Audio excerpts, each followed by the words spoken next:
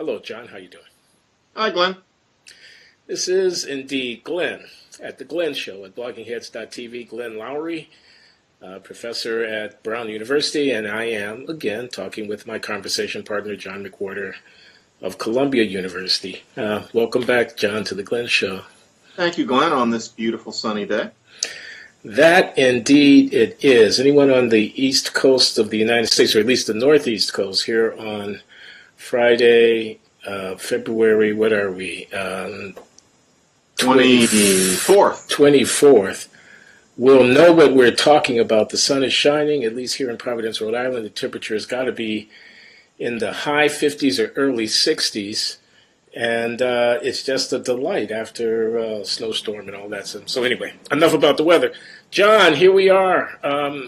Politics proceeds. The country is all aflutter. Everyone's arguing about everything having to do with one Donald J. Trump, his administration, his plans, his character, what it means for the country. We're obviously in for a protracted period of conflict and contestation over what the president is trying to do and what his election represents. So it falls to us.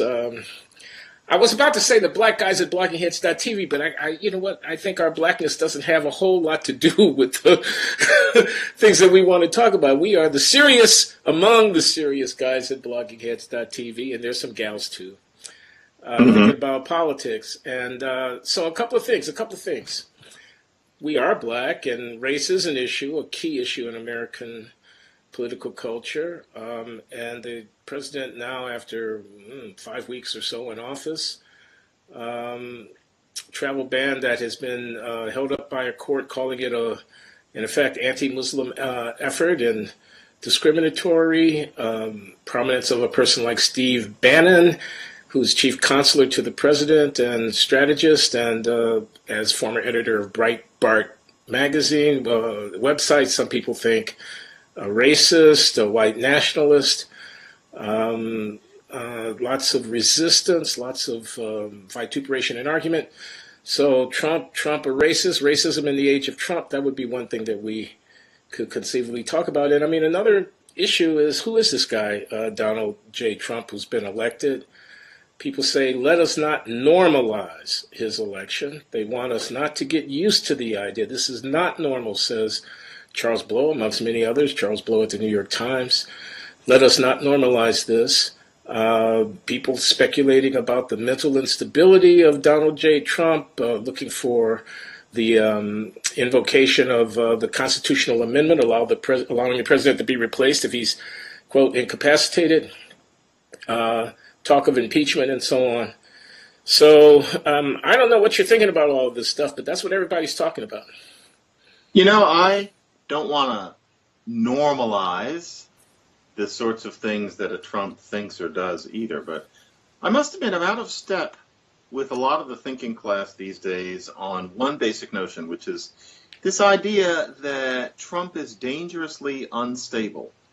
And the reason I don't understand it is because he seems perfectly ordinary to me. I've known people like Trump since I was in elementary school. He's just a bumptious, self-obsessed braggart who's not very curious. And that person is president, and those are qualities that are egregiously out of place in a president, especially the first three that I listed. But I am truly perplexed at this fashionable notion that our psychologists are supposed to be looking at him for symptoms of an instability that will render him impeachable. I mean, I imagine that that's the motivation, but he's a perfectly ordinary kind of person. And it seems to me that this speculation that we can get rid of him by having him declared a lunatic is extremely idle. And suddenly I'm wondering, aren't people forgetting that you went to school with 2 or 3 guys who were just like him? He's not crazy. He's perfectly ordinary. He's just tragically unsuited to be president. Do you find him crazy in the way that everybody else does, or potentially crazy? I've known a million dollars. I don't know, frankly, because all I see is a snippet here and there on television, and I don't know how, and a tweet here and there and a comment.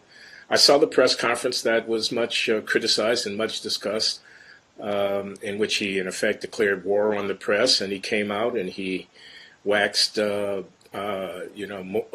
or less for an hour plus on this or that issue. I saw it. I understand why people were upset, especially about his attack on the press, as it were the opposition, the enemy, the fake press. But I didn't see a lunatic. I saw a man who's not very articulate, who's not very graceful.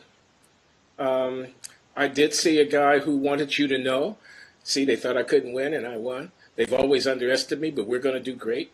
The braggart, maybe a man who's insecure. Certainly I saw someone who doesn't comport himself in a manner consistent with what we've come to expect in that office, particularly from its most recent occupant. But no, I see a lunatic, and moreover, I agree with, there was a piece in the New York Times a few days ago by a psychiatrist, I think an official in the Psychiatric Association, reminding us of the Goldwater rule.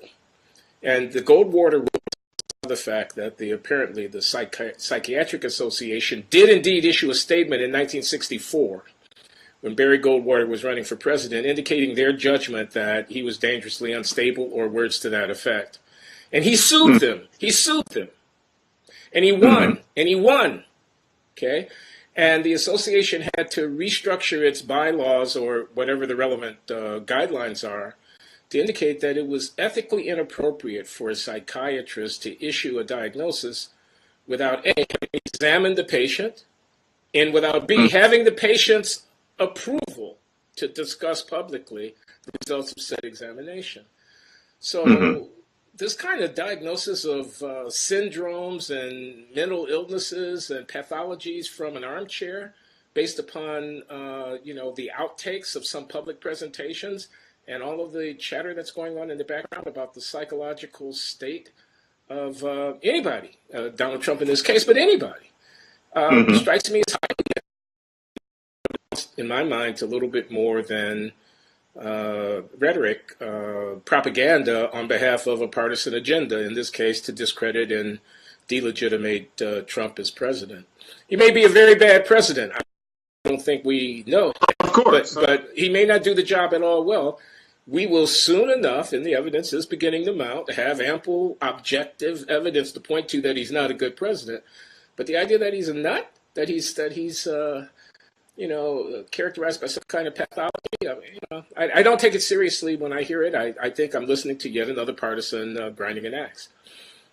It's you could call it partisan. I also think that it might have something to do with this sifting of people by class, and if we may even say it, IQ level, that certain people talk about as an increasing danger in our society. I mean, rather memorably, Charles Murray, in his book Coming Apart about 5 years ago, wrote about how the educated upper middle class is increasingly hermetically sealed from what you could call the rest of America. And why I'm bringing that up is because with a lot of these smart people writing for places like the Times and the Atlantic and everywhere else, I sincerely wonder how many people they've known well, not just known, but known well, who weren't like them in terms of maybe IQ, or if not that, then curiosity, ambition, cultural conditioning. And of course, they're going to know some people briefly. There'll be some people in their family, but maybe all the people they've known have been more or less like them. I have some friends who are like that, who I tell to their face. I say, you've only ever known people like you, which makes it hard for you to imagine how other people might coherently think. And so I think, I don't know, I'm thinking about guys I knew in camp, especially when I was a kid. I'm thinking about the fact that, and Rutgers University isn't going to like my saying this, but I got my BA from Rutgers University in the 80s when it was a different school than it is now. And there were a lot of people there who were first generation college students who were there quite openly to get a BA in order to get a decent job. They weren't there fashioning themselves as intellectuals, and I'm not saying that they weren't smart, But, I knew a lot of frat guys and a lot of people, majoring economics who just wanted to get that piece of paper. And frankly, a lot of them still wouldn't have voted for Trump. But I feel like I knew Trump's that arrogant guy with no curiosity, who can't stand to be bested, and who at least verbally molds the truth because he can't ever admit that he was wrong. That's not an unusual person. And I get the feeling that a lot of these people have just never known anybody like that. So they look at him and they think, oh, goodness gracious, this is a clinical narcissist and a dangerous one. Now, it might be dangerous to have that kind of person with their finger on, say, the button, but you can walk down the street and see a Donald Trump in New York City every day. And I just get the feeling that a lot of these writers maybe just never knew people who weren't as incisive as they are. It's the only explanation. Yeah, I mean, we agree about the dubious value of speculation about Trump's, mental stability, but I don't know if we agree on this. Who's more clever, who's smarter, this IQ issue. I mean, let me just ask you straight up. Do you think the average resident of Mississippi or Alabama or Texas has a lower IQ than the average resident of Vermont or Minnesota or Massachusetts? I mean, I don't know if I want to sign off on that. Well, I think what you really mean is a rural county of Mississippi versus whatever county Brookline, Massachusetts is in. You mean that? Well, no. I mean, look, Brookline, Massachusetts, which sits within a stone's throw of Harvard and MIT and the hospital complex in Boston, right, whose population is composed probably half or more of people who weren't born there or didn't live there until they were 25 years old. Who have been selected out and migrated there in order to be employed at these high educational institutions and so forth, is undoubtedly, quote, smarter, close quote, than some small town in the Rust Belt. Pardon? But no, I don't think the average baby born in a hospital in Massachusetts, my default position would be more or less same intelligence potential as the average. Now, educational institutions may be more effective in some parts of the country than others. There could be a culture that puts a higher value on reading books than on going hunting in the woods in some parts of the country than others. So that when I look at mature adults, I might see a different profile in terms of their mastery over certain, academic materials or how many books and what kind of books they're reading. I'm not saying that there aren't regional differences in people's orientations and so forth, but I'm disinclined to think in the same way that I think you and I would probably agree.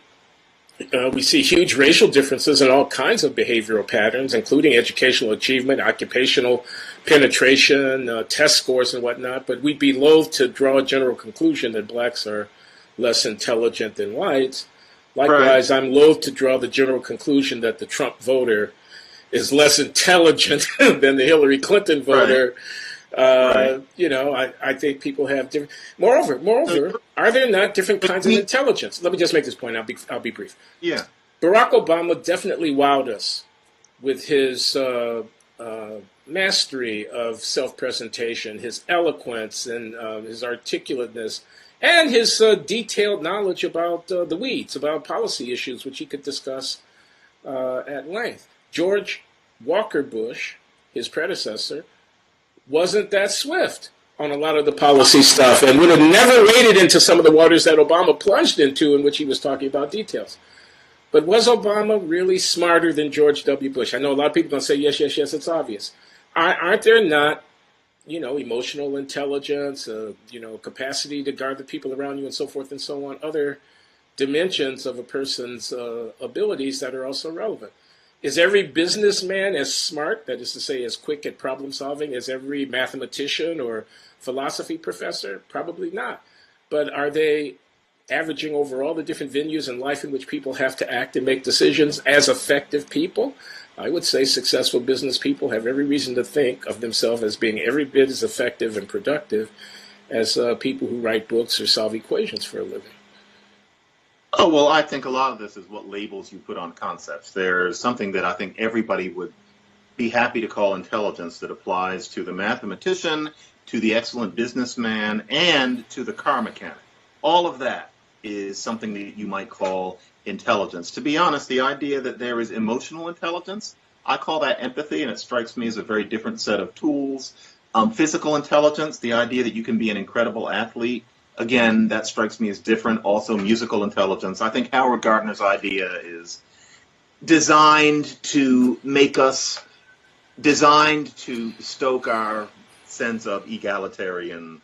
Oh, this is the author of the multiple intelligences theory. Yeah, yeah, but intelligence is not just somebody sitting with a piece of paper doing an equation or doing the sorts of things that you associate Harvard with. But it seems to me that what you're saying is that if it isn't that one zip code has a higher IQ than another one, and I'm perfectly open to that, then you're saying that your analysis, which is that this is just a kind of a biased partisanship, is perhaps the more useful and the more plausible one. Because I must admit, I'm trying to get away from that because I don't like to see people as being moved simply by their viscera when it comes to something like this. And it just seems to me that we've all known Trumps. But to undermine myself, I'm doing this at Columbia University right now, and I'm thinking, aren't there a bunch of Trumps running around here? I don't meet a whole lot of them, but that kind of person is less likely to come take a course on linguistics or on the sorts of things I teach. I imagine that there are guys like that running around here who like to brag and can't be put down. I've met a few, and I think Columbia would be considered a pretty high IQ place. But then it just surprised me, the sort of people who, frankly, probably got their degrees at places like Columbia and Brown, then look at Trump and think, possible madman rather than just jerk who ended up president because people deprioritized his jerkly qualities. Yeah, okay. Agreed. But, so the but is, he won the nomination in the Republican Party against a plethora of experienced political professionals. He beat Hillary Clinton and Bill Clinton in the Democratic Party in a general election that nobody thought he could win. How stupid could he be? I mean, nothing succeeds like success. He managed to build a business empire that has been more or less successful. I understand there's a lot of argument about how he did it and whether or not he's overstated the success. But, we wouldn't have a problem of worrying about conflict of interest in the president with his business operations perhaps being benefited by his conduct in office if he didn't have extensive business operations that had the potential of being benefited by his conduct in office. He created a television program and made a success of it in a business that I understand is pretty tough. Not every program succeeds. I look at a lot of successes. So I find there to be something self-indulgent in a way in the minds of people who will dismiss him as a rube, an idiot, stupid, bumbling. And I find that to be an inadequate, because I don't think the evidence is consistent with that. That is, the evidence of his success in multiple venues. And I find that to be, and forgive me, a kind of lazy way of trying to avoid having to meet arguments about his concrete policies. I mean, let me give one example. I know I'm talking too long. I'll stop.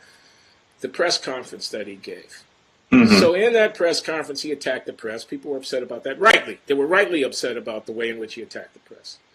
But he said a number of other things. Now, one of the things he said was, I won by a larger electoral college majority than anybody since Ronald Reagan, which was not true because Barack Obama's electoral college majorities in both of his elections were bigger than Trump's.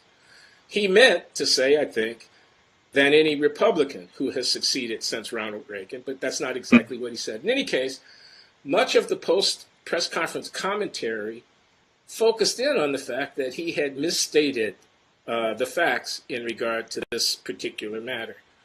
But there were a number of other things that he said in that press conference, like, I'm going to make our military the biggest and the strongest that it's ever been. Like, I'm going to wipe ISIS off the face of the earth. Like, I back our police officers, in unstated but implied, over and against those who are attacking them like Black Lives Matter. And so on. Those were policies. I searched through the newspapers to try to find extended discussion by the writers at the Washington Post or the New York Times or elsewhere of those remarkable policy statements. He's going to wipe ISIS from the face of the earth?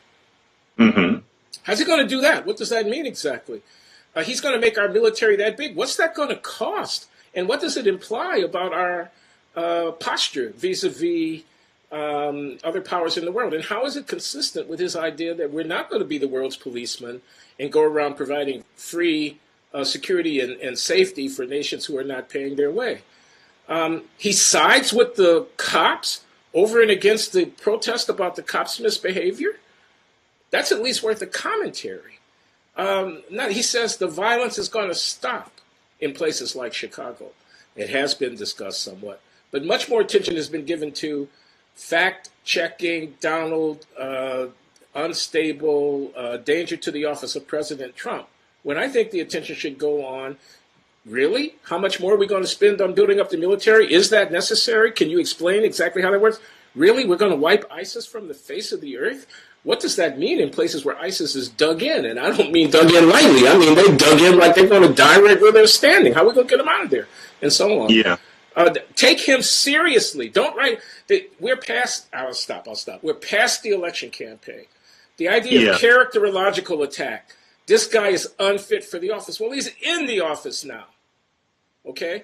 The focus should be not upon speculations about his mental stability, but upon an assessment of the policies and arguments on behalf of the opposite position if you disagree with his policy. He wants to get criminal aliens out of the country. I haven't heard a single person defend the idea of allowing criminal aliens to stay in the country. Instead, they slide past the claim that he wants to get criminal aliens out of the country who are doing bad things to Americans and go immediately to the claim that he's against immigrants and the Statue of Liberty is weeping. I think it's time to take Donald Trump seriously and to rebut the policies or agree with them where they cannot be rebutted. But to get out of this characterological argument about how he's walking around the White House in his house coat, et cetera, et cetera. He's tweeting at 3 a.m. in the morning. What kind of man is this? I don't take that kind of stuff seriously. I think, it's interesting. There's a theme here in what America has fallen for. I mean, in terms of Trump's intelligence as a businessman, he had a huge head start, and what has made his business one with any kind of real gravitas is that he has had a talent for getting attention and playing on showbiz. And you and I may differ on this, but I'm only so impressed by somebody who has a knack for getting attention from the media. Frankly, Madonna did that. I have no idea whether Madonna is bright or not. I really don't. I don't study her. But there are plenty of people who have played the media well, and I'm not sure that we consider that one of the things that we would file under the headline of intelligence. But it doesn't matter. The point is, America has a way of not quite understanding that there are two kinds of articulate. There's William F. Buckley articulate. Yeah. And then you can be articulate in the vernacular as well, and we're not trained to think that somebody is articulate when they're sounding more jivey. And so in a way, I think while we're used to the idea that somebody who is formally articulate might be speaking very well and yet have malevolent interests at heart, the way many people now would think about somebody like Buckley, we're less inclined to understand that vernacular articulateness can be, if not malevolent, it can be empty as well. And to tell you the truth, that starts with somebody who I always was more into than you, Barack Obama. Here he is talking about how he can bring the country together, how there's no blue America, how there's no red America. Very articulate. None of that meant a damn thing. Everybody liked watching this racially indeterminate person say it, and it made you feel good about yourself if you were white, that you were clapping to hear a black man say it. There's a certain kind of person who liked that a black person was saying it because it meant that he wasn't angry. But there was nothing that he could back that up with, that's how he was going to run things. He says, yes, we can. Now, listen how I say, yes, we can. Well, what can I? I don't know. There's clearly nothing behind it. Now, if he says, yes, we can, well, just because of that particular intonational contour that we associate with genuine black preacher folk, everybody thinks, oh, yeah, yes, he can. But no, all of that was showbiz, and God bless him for it. That's fine. With Donald Trump, it's the same thing. The reason that he can say all of those things that clearly don't make any sense and have a portion of the populace, I mean, never mind the press not checking up on it as much because it isn't as dramatic, but that people would vote for it is because Donald Trump is very articulate in a vernacular way. I said on CNN a few weeks ago that basically you have to listen to him like he's 12, and I should have added like he's the alpha 12, the 12-year-old who kind of is the cock of the roost, despite the fact that if you just observed him for a minute, you wouldn't quite know what was so special about him. He speaks well in that sloppy, barstool, jumpy, montage kind of way. Let me ask you something, because this is very interesting, your linguistic analysis. So I was watching that press conference, that infamous press conference, and I thought, as he was mumbling and being, quote, inarticulate, close quote, that there was a kind of power in his apparently being, unconcerned about being refined. Yeah. That there was something authentic about it. It wasn't scripted. He's real. Yeah, exactly. That he could have emotion. He could express emotion. He could be prideful. He could be arrogant. He could be, and that's the way I imagine that Joe Lunchpail, forgive me out there, blue collar worker, guy sitting in the bar stool, looking up at the screen, drinking a beer at lunchtime, and watching this guy do this thing. Would find that appealing. He would say, "Oh, that's like I could be talking to somebody sitting right next to me on the next bar stool here. No pretense, no performative. Although, of course, it's probably all performative, But it comes off as authentic. It comes off as real." And the thing with Trump is, it's not performative. The next thing that I imagine a certain segment of the media are going to start saying is the same thing they used to say about George W. Bush.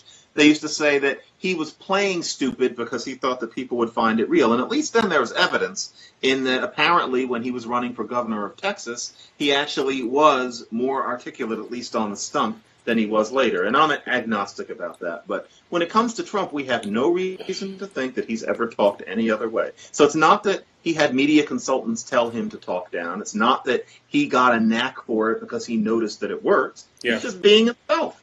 And it ended up working because there was a weak field of Republican candidates when he happened to come onto the scene.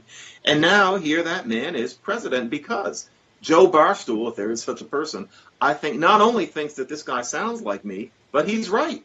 Trump is that guy. That is exactly how he talks. And if that Joe Barstool likes somebody who isn't one for making fine distinctions and who gets straight to the point and sticks his chest out a little bit and has some pride and cuts through the bullshit, well, that is what Trump is doing because that's the way he is. In this hyper-partisan environment that we live in, you and I are going to get savaged in the comments for having anything good to say about Donald Trump. But there's a silver lining, at least for me. And I should have listened to you a long time ago, John. I have now forsworn looking at the comments. I don't read the comments anymore, people out there. So you can say whatever the F you want, and I will never know about it. Okay? What made you swear off of them? I think you know the answer.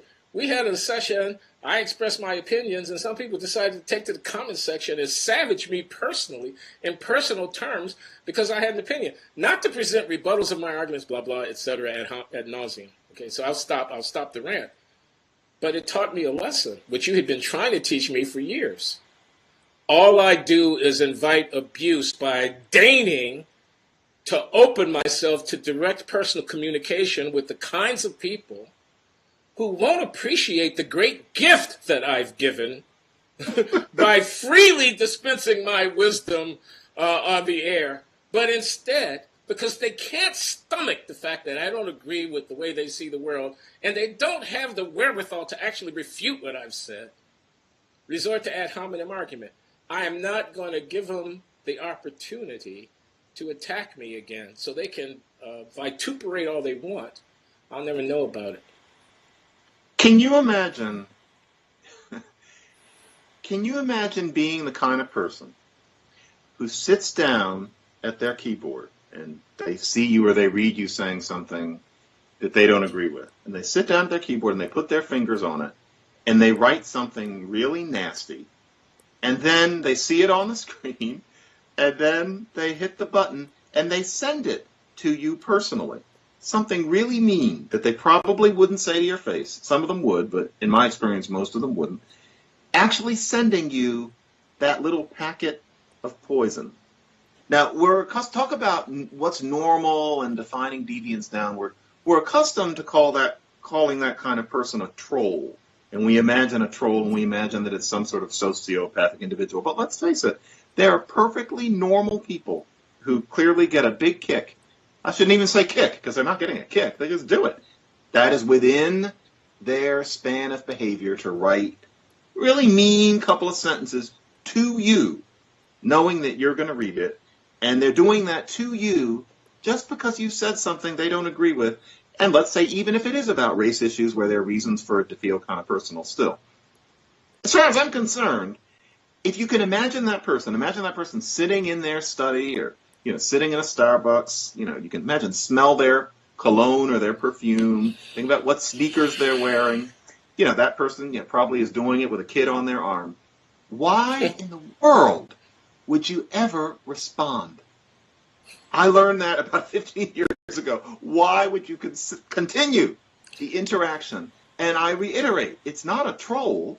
It's a normal person. It's a middle manager. It's a perfectly normal human being. But you don't want to respond because all you have to do is imagine that person, and you know that, one, they're going to respond back, and it's going to be worse. Yeah, it's going to be worse. No, I looked. So, I've now moved from the position of respond and encourage them to don't even trouble myself by looking. But that deprives every other civil contributor to the comment section who might be interested in a civil and constructive and edifying exchange of the opportunity to have it, at least to have it with me. Haters gonna hate, as people are always telling me. You will remember when that kind of person used to get email. Yeah. Or I go just far enough back that I used to get physical mail. And then around 05 or 06, you started getting a lot less of that because now they can make their feelings known to a larger public in the comments section. Imagine doing that. So there's no point in interacting, and I frankly don't even want to. Enough. So a spate of anti-Semitic incidents, a Jewish cemetery desecrated, concern that the rise of Trump and the, quote, alt-right is somehow feeding and legitimating this anti-Semitism and racism that's out in the country. What's your thinking about that? Well, I think it's rather clear that there's a new mood. There is a sense of permission about expressing these sorts of views. And yes, inevitably, some people are going to make things up. And so there are already cases where people have made up incidents of, I'm thinking of anti-Muslim abuse, but it's certainly true with other things. We've both seen it with anti-Black abuse. There are going to be some people who make things up. However, the volume of these claims is far beyond what can be explained by that. And it's obvious that some people do feel enabled. Now, if what starts happening is that people start getting either physically hurt or their physical property is destroyed in a serious way, and I hate to say that does not include somebody painting something on your something. I mean, somebody, messing up a wing of your house or, bashing up your car. If it's a matter of people prevented from living their lives, we've got a serious problem, and I call that backlash and backstepping. If it's a matter of variations on the kind of person Donald Trump or these trolls or trolls light are, saying really nasty things because it makes them feel good, to be perfectly honest, I get back to something I often say and people don't agree with, which is that it just doesn't ruin my day to have somebody say, "You're an asshole." If somebody says that, I just think, no, I'm not, and I have other stuff to do. And I am not one, I can't speak for Jewish people, I can't speak for Muslims as to how much toleration of that sort of thing is going to be endured. But part of stopping people from doing things like that is to not scream bloody murder every time it happens. I've never been able to get past that part. Well, Glenn, I guess you have to go. We have to leave it there for today. We're going to have to leave it there, as they say on the Sunday shows. But we will be back